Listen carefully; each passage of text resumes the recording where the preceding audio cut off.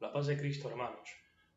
Hoy la liturgia de la palabra sigue en línea con la liturgia de la palabra del domingo, donde se nos presentaban las bodas de Caná, donde se nos presenta este matrimonio, que queremos llamarlo así, espiritual, que el Señor quiere hacer con cada uno de nosotros. Cristo es presentado como el esposo, y hoy se presenta nuevamente en el Evangelio como esposo. Escuchemos este Evangelio de hoy. El Evangelio según San Marcos. Un día en que los discípulos de Juan y los fariseos ayunaban, fueron a decirle a Jesús: ¿por qué tus discípulos no ayunan como lo hacen los discípulos de Juan y los discípulos de los fariseos? Jesús les respondió: ¿acaso los amigos del esposo pueden ayunar cuando el esposo está con ellos? Es natural que no ayunen mientras tienen consigo al esposo. Llegará el momento en que el esposo les será quitado y entonces ayunarán. Nadie usa un pedazo de género nuevo para remendar un vestido viejo, porque el pedazo añadido tira del vestido viejo y la rotura se hace más grande. Tampoco se pone vino nuevo en odres viejos, porque hará reventar los odres y ya no servirán más ni el vino ni los odres. A vino nuevo, odres nuevos. Palabra del Señor. Gloria a ti, Señor Jesús. Bien, hermanos, hoy se nos presenta estas dos cosas: el ayuno y la fiesta de bodas, que al parecer no van juntas. El ayuno en el pueblo de Israel era una práctica piadosa que estaba en relación a la conversión. Inicialmente, en el libro del Levítico aparecía como una norma para Israel. El único lugar que en la ley aparece como obligatorio el ayuno era en el momento de la fiesta de la expiación, el día del Yom Kippur, donde el pueblo se preparaba para esta fiesta ayunando. Luego aparecerá el ayuno como una cuestión de duelo nacional. Por ejemplo, cuando Israel es sitiada por Babilonia, cuando se le abre un hoyo, un hueco a la muralla de Jerusalén, cuando el templo es destruido, cuando Godolías, gobernador de Judá, es asesinado. Esos son días de duelo nacional y días en los que se hace ayuno. Y un ayuno para aplacar al Señor, una forma de pedir misericordia a Dios, recordando los días de duelo nacional.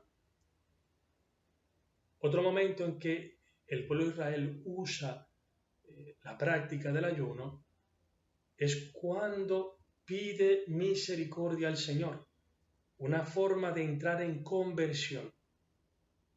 Y esta conversión va acompañada también de otras prácticas, por ejemplo, de la escucha de la palabra de Dios, de la oración, de la penitencia. Va acompañada también de la misericordia a los demás. Si vemos el libro del profeta Isaías, el Señor dice que el ayuno que a Él le agrada no es que el hombre se tire por tierra y se eche a morir. Ese no es el ayuno que Dios le agrada, que tú te degrades, te pongas con una cara de muerto, sino que dice que el ayuno que Dios le agrada no es un ayuno egoísta, interesado, sino un ayuno en el que se abre el otro a la misericordia a los hermanos, donde se le da de comer al hambriento, lugar de refugio al que no tiene techo, donde se le hace justicia a los oprimidos, donde se usa misericordia con los demás, en fin de cuentas. Y aquí aparece el ayuno como una forma de sanar al hombre, es decir, una forma de pedir misericordia a Dios, de que sane las heridas del alma. Y Dios dice que este ayuno, para que sea agradable a Él, tiene que estar unido a la misericordia al hermano, porque ¿de qué sirve pedirle misericordia a Dios cuando uno no está con el deseo de entrar en comunión con los demás, de usar misericordia con los demás? Dios dice que no le agradan los ayunos egoístas, interesados, que no sirven para nada. Por eso la Iglesia, en el tiempo de Cuaresma, dice que el ayuno tiene que ser acompañado por la oración y la limosna. La limosna en griego es eleos, que significa misericordia. Es decir, que la misericordia, la limosna, no está exclusivamente encerrada en el dar dinero, sino que hay una misericordia también espiritual. Ya sabemos ya las obras de misericordia espiritual y de misericordia corporal. Esto es parte también de la limosna, de esta misericordia a los hermanos, que no solamente dar algo de dinero, puede ser también dar nuestro tiempo. Bien, ahora, todo esto, ¿por qué ahora se presenta el caso del ayuno? Pues resulta que los discípulos de Juan y los fariseos ayunaban como una forma de pedir, de acelerar la venida del reino. ¿Y qué le está diciendo Jesucristo? Que el reino ha venido ya con su persona, que ya los discípulos están gozando del reino, porque están gozando de estar en la presencia de Jesucristo. Si vemos los evangelios, el reino de Dios se presenta de diferentes formas. Por ejemplo, está el banquete del rey, del hijo del rey. El rey que tiene al hijo que se va a casar, está ya con la fiesta ya preparada e invita a que vengan a hacer fiesta con él. Invita a las bodas del hijo. Y allí manda a los mensajeros, a los profetas, a que llamen a la gente, a que venga a hacer fiesta. Y se recalca esto, que ya todo está preparado para que se haga fiesta. Que solamente hay que acoger esta invitación. Pero hay algunos que tienen otras cosas que hacer, que no les interesa, otros que ponen como excusa el trabajo, el hacer dinero, otras cosas.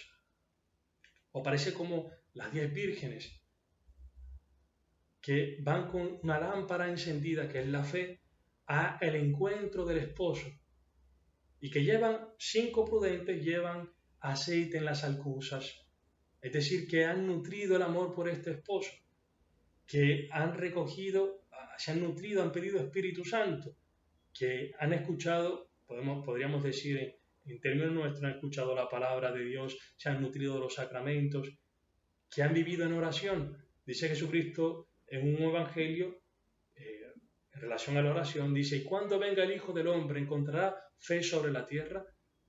De manera que este aceite que guardan estas 5 vírgenes prudentes está en relación también con la oración, porque la oración mantiene viva la fe.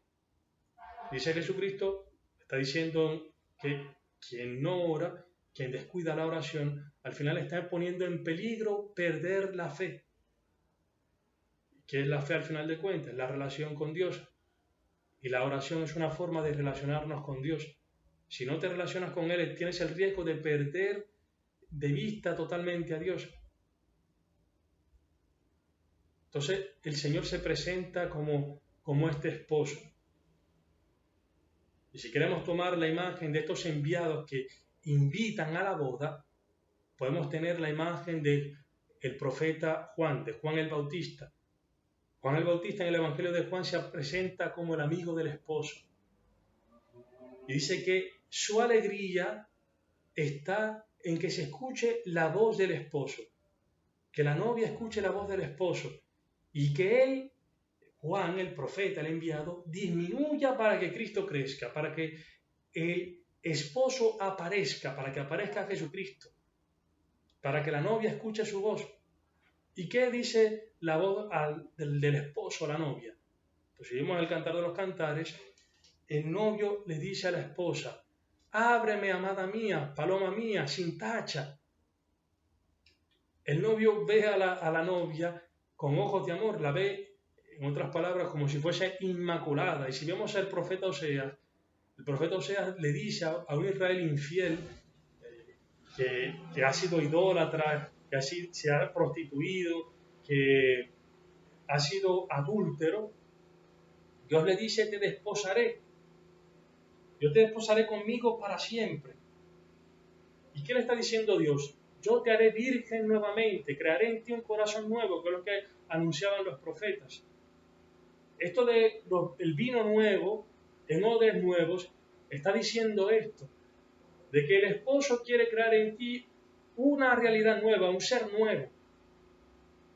El vino bueno que aparece en las bodas de Caná, este vino bello, porque esto es lo que dice el griego, kalos, bello, bueno, es el amor del esposo, la gratuidad de su amor.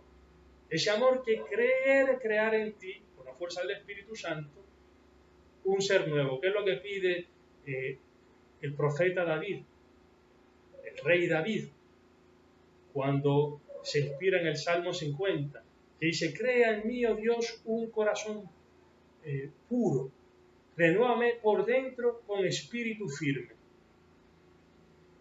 Para dar el vino nuevo, Dios quiere crear dentro de nosotros un odre nuevo, un corazón nuevo que acoja a este Espíritu Santo. Y eso es lo que está haciendo el Señor con los discípulos. Está recreando a los discípulos, está haciendo fiesta con ellos, están experimentando el amor gratuito del esposo. Por eso no están haciendo en ese momento ayuno. Por eso no piden que venga el reino en ese momento, de la forma que lo hacían los discípulos de Juan y los fariseos. Porque Cristo, en otro evangelio, aparece este hacer ayuno como una forma de hacer duelo, como hacía duelo el pueblo de Israel en los días de duelo nacional, que hacían luto. O por ejemplo, cuando moría alguien, que hacían luto. El Señor dice más bien que los discípulos harán luto cuando el esposo le sea arrebatado. ¿Y cuándo el esposo le ha sido arrebatado a los apóstoles? El Viernes Santo. En ese día, entonces la iglesia sí hace un ayuno, digamos así, de duelo. La iglesia tiene, digamos, podemos decirlo, dos momentos particulares o especiales en lo que hace ayuno. Uno es en el tiempo de Cuaresma, donde la iglesia, con el ayuno, la oración, la penitencia, la limosna, con la escucha de la palabra, entra en un proceso de conversión. Se prepara para la fiesta de Pascua. Le pide al Señor que la renueve por dentro, como dice el profeta David, el rey David, que la renueve por dentro con espíritu firme. Pero hay otro ayuno importante, que es el ayuno del que habla Jesucristo aquí, que es el ayuno pascual que luego hará la iglesia. Que del Viernes Santo, cuando el esposo lo es quitado, entran en ayuno, durante luego el Sábado Santo también, y romperán el ayuno en el domingo, el día de la fiesta, el día, digamos, el día más esplendoroso de la fiesta, porque ya el Tríodo Pascual todo es una fiesta. Pero especialmente el domingo, que es el día de la resurrección del Señor. Y aquí cambia el sentido del ayuno, que ya no es un ayuno penitencial, sino que es un ayuno que contempla la muerte del esposo y que desea ardientemente participar en su resurrección. Porque la iglesia tiene pendiente esto, de que el esposo no quedará en la muerte, sino que vencerá la muerte y resucitará. Por eso la iglesia entra en el ayuno pascual con esta esperanza del gozo de la resurrección, de nutrirse de la victoria del esposo sobre la muerte. Y es digamos en un sentido más pequeño, es el ayuno que hace también la iglesia cada vez que va a celebrar la Eucaristía. Porque una hora antes, es una norma eclesial, una hora antes de celebrar la Eucaristía, de comulgar con el cuerpo y la sangre de Cristo, la iglesia hace ayuno, este ayuno eucarístico, que es una preparación para el banquete del reino, para la cena del Cordero, para hacer fiesta con el esposo, es una preparación para la fiesta.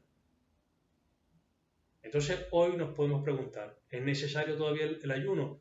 Cierto que sí. Es cierto que Cristo, aún si ha ascendido a los cielos, Cristo está más que nunca presente para la iglesia.